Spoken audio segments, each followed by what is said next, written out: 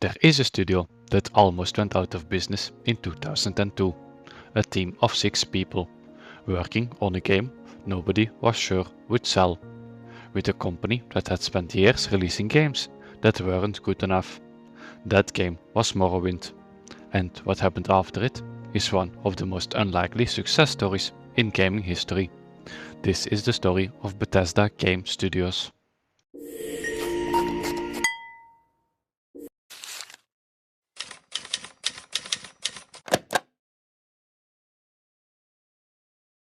Bethesda Game Studios and Bethesda Softworks are not the same thing.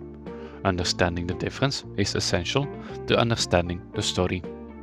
Bethesda Softworks was founded in 1986 by Christopher Weaver in Rockville, Maryland. Through the late 1980s and early 1990s, the company published sports titles, licensed games, and a wide variety of products, none of which built a lasting identity. The Elder Scrolls franchise began in 1994 with Arena, a first-person RPG set across the continent of Tamriel. Daggerfall followed in 1996, a procedurally generated world the size of Great Britain, technically ambitious, commercially modest. Through this period, Bethesda Softworks was pushing multiple games out per year, receiving mixed critical reception and operating without a clear creative direction. Todd Howard joined Bethesda Softworks in 1994 as a producer. His first assignment was working on a Terminator game. He gradually moved into the Elder Scrolls series, contributing to Daggerfall before taking the project lead role on Morrowind.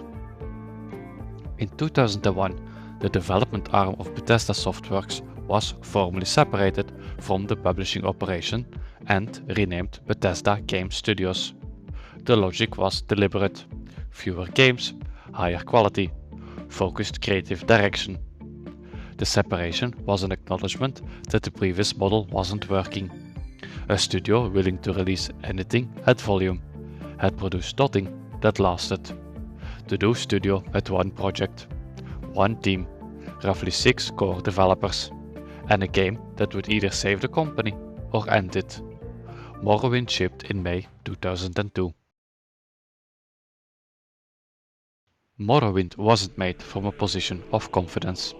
It was made from a position of nothing left to lose. The Elder Scrolls 3 Morrowind launched May 1st, 2002 on PC and Xbox. It was Bethesda Game Studios' first release as a formally separated development entity.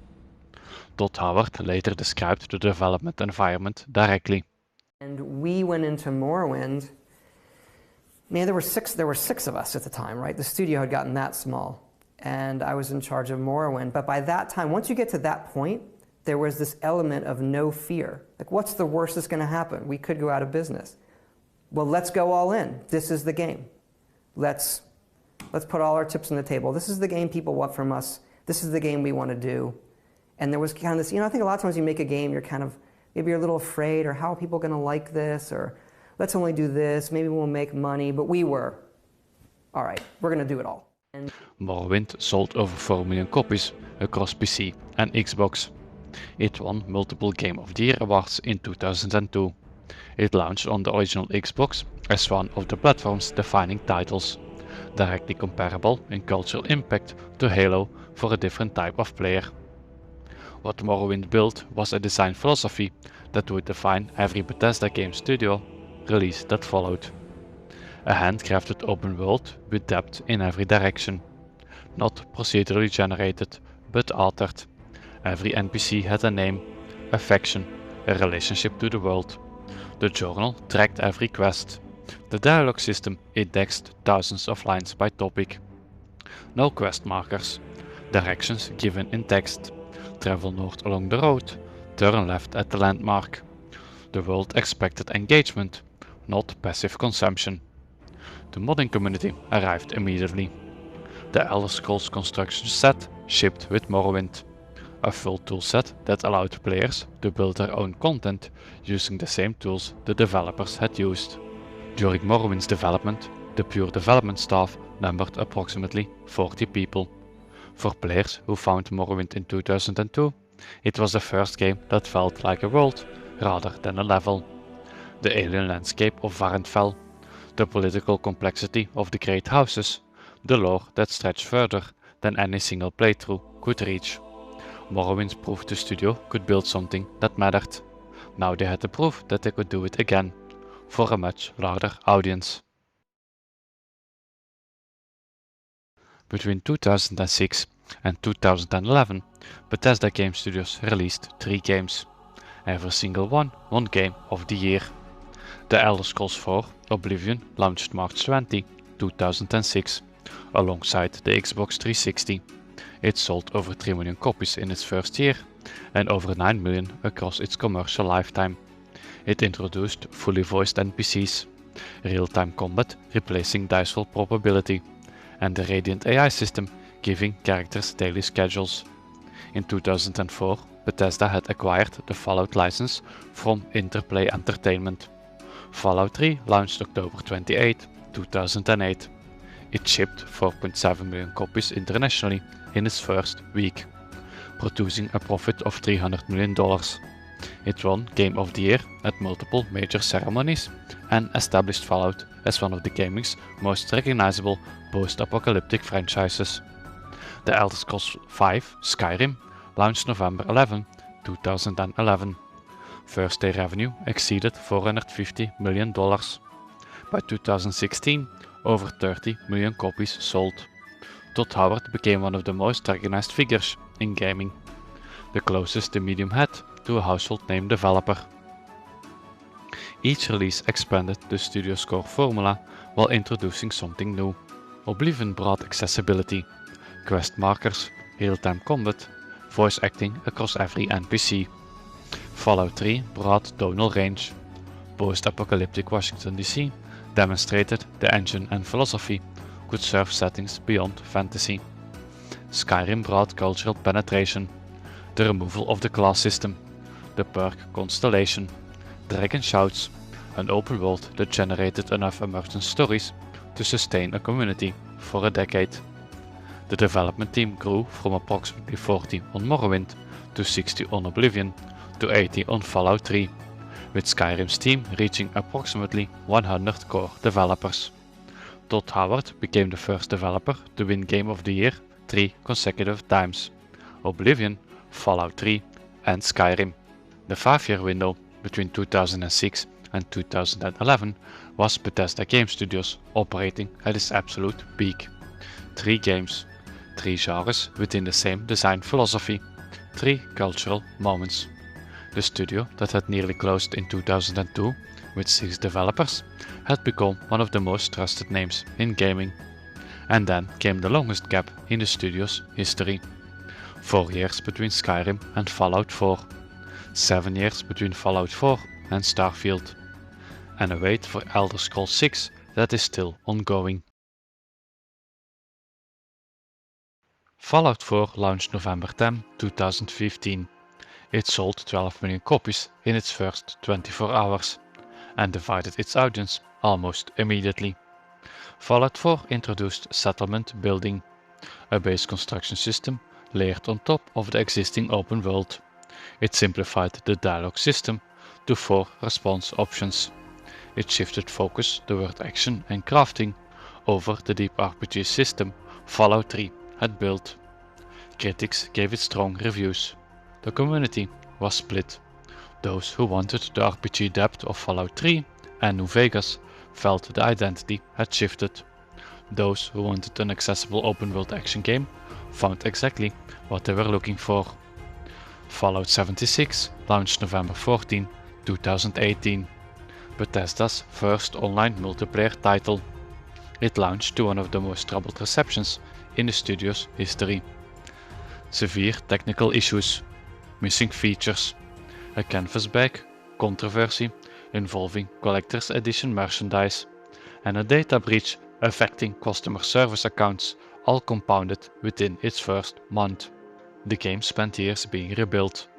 By 2020 and 2021, Fallout 76 had found a stable player base through consistent updates, but the launch had damaged the studio's reputation in a way no previous release had. The Fallout 76 situation revealed a structural tension in what Bethesda Game Studios was being asked to build. The creation engine, which had powered every BGS title since Morrowind, was not designed for persistent online multiplayer. The technical debt accumulated across decades of single-player open-world development created visible problems when that foundation was used for a fundamentally different product type. The studio that had built its reputation on deep, altered single-player worlds was attempting to operate in the live service space, and the tools, the culture, and the community expectations were all misaligned. Fallout 76 troubled launch wasn't just a product failure. It was a signal that the distance between what Bethesda Game Studios did best and what the industry was moving toward was becoming harder to bridge. Microsoft noticed. In September 2020, they paid $7.5 billion to bring Bethesda into Xbox Game Studios. The Microsoft acquisition closed in March 2021 for $7.5 billion. Microsoft gained Bethesda Softworks, ID Software, Arcane Studios, Machine Games, and Bethesda Game Studios itself. The acquisition brought immediate structural changes. Bethesda titles, including future Elder Scrolls and Fallout releases, would come to Xbox Game Pass on day one. The studio gained Microsoft resources, cloud infrastructure, and the security of a parent company that wasn't dependent on individual game performance. Starfield launched September 6, 2023, Bethesda Game Studios' first new IP in 25 years. Built on an updated creation engine, set in space, featuring over 1,000 planets, procedurally generated service environments, and a main quest set within a mystery about mysterious artifacts. It launched to strong initial sales, but mixed critical reception. The most consistent criticism? Procedurally generated planets felt empty, a structural echo of the same complaint that had followed No Man's Sky in 2016. The irony of Bethesda, a studio that had built its reputation on handcrafted density, receiving criticism for procedural emptiness, was not lost on the community. As of 2026, Bethesda Game Studios employs over 500 people across 4 locations. Elder Scrolls 6 was teased 15 seconds at E3 2018. As of 2026, no release window confirmed. Todd Howard has indicated it will follow the completion of Starfield's content roadmap. The studio's position in 2026 is complicated.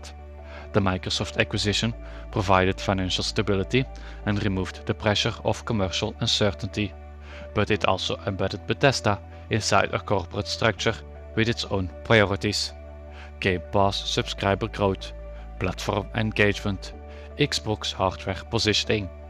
The creative independence that had produced Morrowind's risks in 2002 exists inside a very different operational context today. The studio that Todd Howard described as having no fear in 2002, because the worst that could happen was the company closing, now operates as a division of one of the world's largest technology companies. That security is real. What it does to the creative risk-taking that built the studio is the question that Elder Scrolls 6 will eventually answer.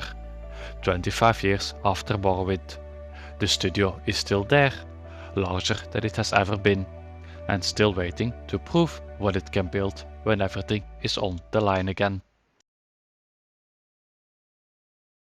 From 6 developers nearly going out of business in 2002 to 500 employees inside a Microsoft subsidiary in 2026.